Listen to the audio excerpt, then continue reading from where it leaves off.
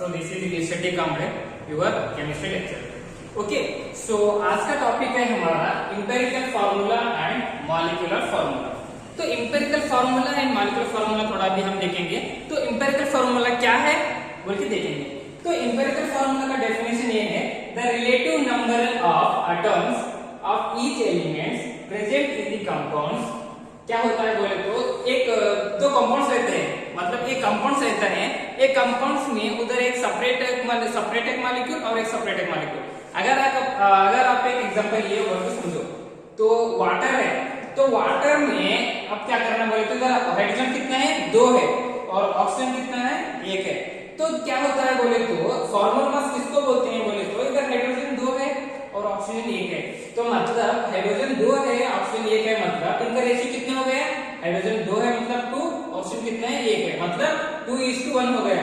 तो अगर आप एक हाइड्रोजन का एम्पिरिकल फार्मूला निकालते हो तब क्या होता है बोले तो आप एक कंपाउंड में, ये क्या है, एक कंपाउंड है, वाटर मॉलिक्यूल है, तो एक कंपाउंड में आप कंसीडर करना कि एक एलिमेंट्स कितना मॉलिक्यूल्स अटैच हो गए बोलते. इधर क्या है, हाइड्रोजन 2 मॉलिक्यूल्स है, ऑक्सीजन 1 मॉलिक्यूल है.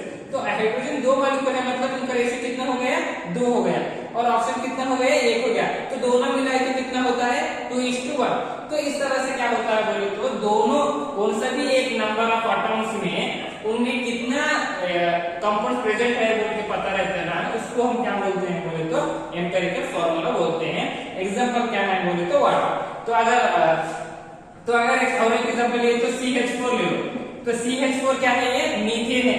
तो मीथेन में कार्बन कितना है, इधर हमारा 1 है, इधर कार्बन कितना है, 1 है, हाइड्रोजन कितना है हमारा, टोटल 4 है. तो इधर कितना होता है बोले तो ये 1:4. क्यों, क्योंकि कार्बन हमारे पास 1 है और हाइड्रोजन हमारे पास 4 है. तो कार्बन का कितना रहता है, रेशियो 1 रहता है, और हाइड्रोजन कितना रहता है, रेशियो 4 रहता है. तो मीथेन का अगर आपको एम्पिरिकल फार्मूला फाइंड करने का रहे तो क्या होता है बोले तो हम उन जो कंपाउंड्स का रेशियो फाइंड करते हैं. ओके, तो इधर क्या है, कार्बन 1 है, हाइड्रोजन 4 है, तो मतलब कितना हो गया, 1:4.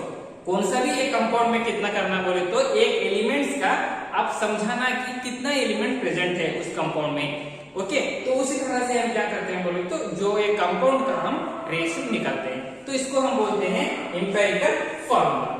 समझ में है, मतलब कौन सा भी एक कंपाउंड रहे तो उसका एक सेपरेट एटम्स का फाइंड करना कि कौन कितना एटम्स प्रेजेंट है बोल के. इधर कितना है, कार्बन है, CH4 है, ये मीथेन है. तो मीथेन में क्या है, कार्बन 1 ही है, और हाइड्रोजन कितना है हमारे पास, 4 है. तो कितना होता है मेरे तो 1:4 हो गया. तो ये क्या है बोले तो एम्पिरिकल फार्मूला हो गया. तो अभी हम देखेंगे मॉलिक्यूलर फार्मूला क्या है. तो अभी हम एम्पिरिकल फार्मूला के बारे में हम देखेंगे. कौन सा भी एक कंपाउंड में अगर उनको कितना मॉलिक्यूल प्रेजेंट है बोल के हम देखते हैं ना, इसको हम बोलते हैं एम्पिरिकल फार्मूला बोल के देखेंगे. तो अभी हम क्या करेंगे बोले तो मॉलिक्यूलर फार्मूला.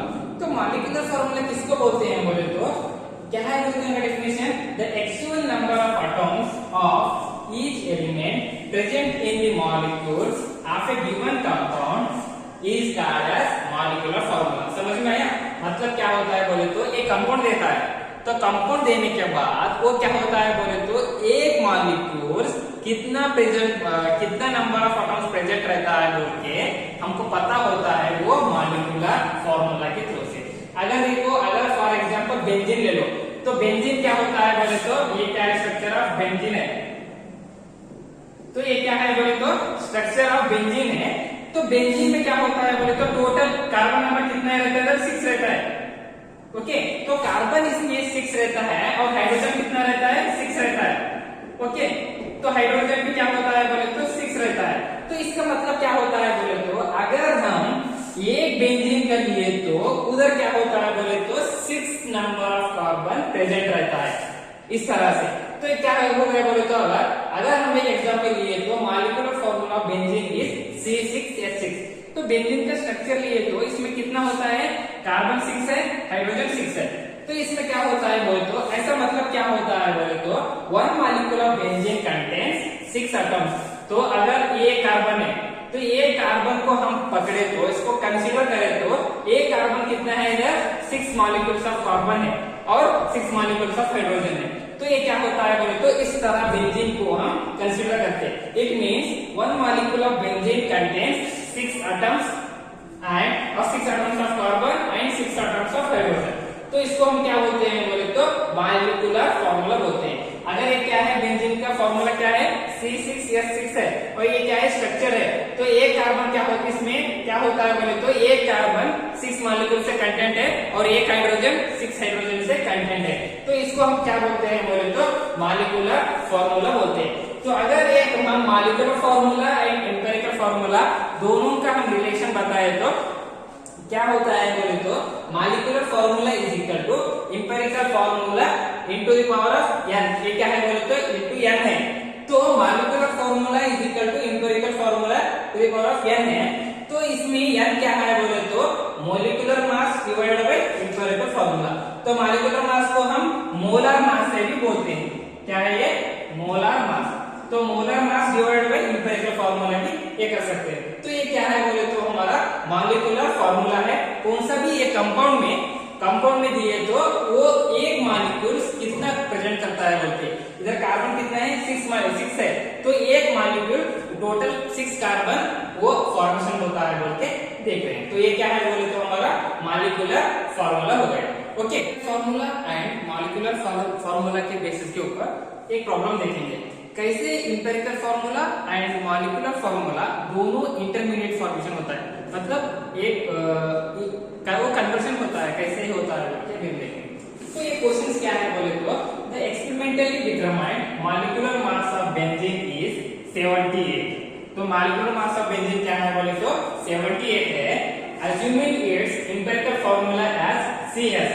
हम क्या कर रहे हैं बोले तो हम अज्यूम कर रहे हैं, मतलब हम इमेजिन कर रहे हैं कि उसका CH है, क्योंकि कौन सा भी एक बेंजीन रिंग उसमें कार्बन एंड हाइड्रोजन कंपल्सरी रहता है, must and should. Every organic reaction it contains a carbon and hydrogen must and should.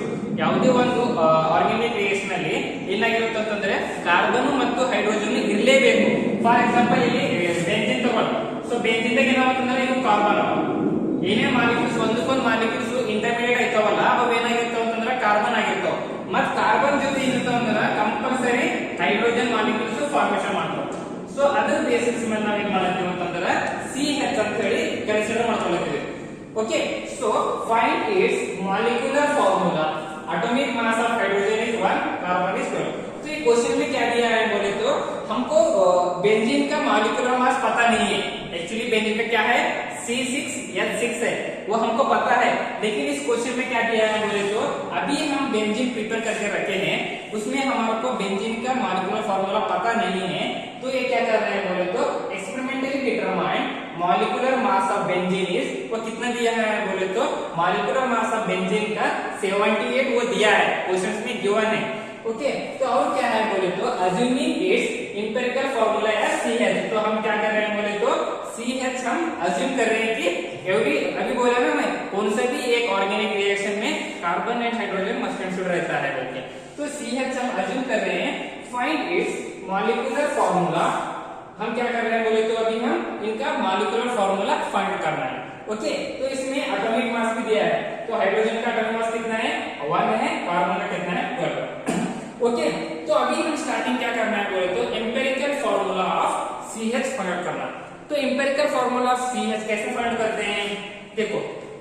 So the mass from the empirical formula, mass हम याद कर लेना। इधर क्या है, CH है। तो C हमारे पास कितना है बोले तो कार्बन एक ही है और हाइड्रोजन कितना है बोले तो हमारा 12 है। ओके, तो कार्बन एक है, इनका कार्बन का एटॉमिक मास कितना है, 12 है, और हाइड्रोजन कितना है, 1 है। तो इनका मास कितना है, 1 है। ओके, सो 1 into 12 12, 1 into 1 1, सो कितना हो गया टोटल बोले तो 13। तो 13 क्या हो गया बोले तो ये हमारा इंपेरिकल फार्मूला है। ओके, तो इंपेरिकल फार्मूला हो गया।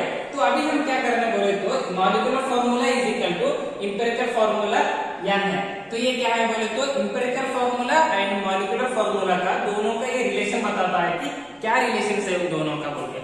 तो क्या है, molecular formula is equal to empirical formula n। तो व्हाट इज n बोले तो molecular formula divided by empirical formula. Molecular formula हमको क्वेश्चन में दिया है, कितना दिया है, 78 दिया है। तो क्वेश्चन में मॉलिक्यूलर फार्मूला दिया है 78, अभी हम इंपेरिकल फार्मूला फाइंड किए हैं, कितना आया है, 13 आया है। तो 78 डिवाइडेड बाय 13 कितना होता है, 13 1 × 13 6 द 78। तो क्या होगा बोले तो इधर n इज इक्वल टू 6 हो गया। कैसे 13 1 जा 13 6 जा 78, तो n इज इक्वल टू कितना हो गया 6 हो गया। तो अभी हम क्या कर रहे हैं बोले तो the molecular formula of benzene is CH है। हमारा एम्पिरिकल फार्मूला क्या है CH इनटू n। n मतलब कितना है हमारे पास 6 आया, सो CH इनटू n। तो n मतलब इसको अगर हम ये करें तो इस ऐसा होल ऑफ 6 रहे तो कार्बन भी 6 है और हाइड्रोजन भी 6 है। तो अभी हमको मालूम हो गया कि the experimental molecular formula of benzene is C6H6। Okay, तो इस तरह से हम क्या करते हैं बोले तो कौन सा भी एक अननोन कंपाउंड का, अननोन एलिमेंट्स का अननोन मॉलिक्यूलर फार्मूला फाइंड करने का रहे तो उनको वो क्वेश्चन में आपको मॉलिक्यूलर फार्मूला दिया हुआ रहता है और आप क्या कर लेना है बोले तो एम्पिरिकल फार्मूला फाइंड आउट करके आप ये n में पुट करना है, molecular formula divided by empirical formula put करना। तो मॉलिक्यूलर फार्मूला आपको दिया हुआ रहता है क्वेश्चंस में, आप एम्पिरिकल फार्मूला फाइंड करना।